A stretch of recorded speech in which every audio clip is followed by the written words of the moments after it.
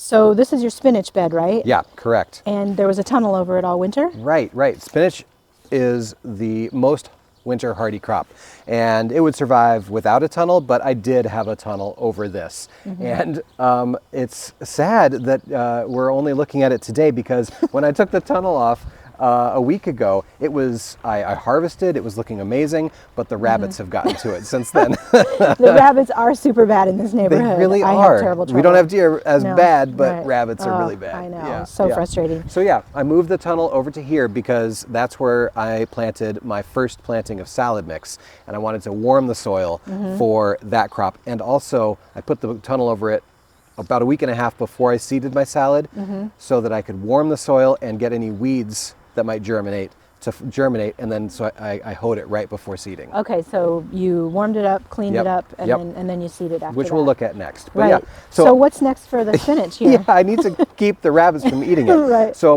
you know, it's still got leaves and detritus here from the winter. I'm going to rake this clean, and then I'm going to put down some frost fabric or row cover. Right. And I have found that to be an effective barrier that the bunnies don't chew through or get underneath.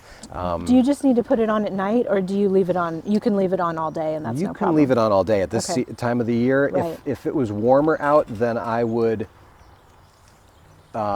be cautious about that, because the spinach, it's too warm for it. It Okay. does heat it up underneath. It likes there. it a little cooler. Yep. So Right now it's fine. so this you've raked up a little bit of this, and you'll just keep raking it up, and then give it a cover, and Exactly. it all should be good then. Yeah.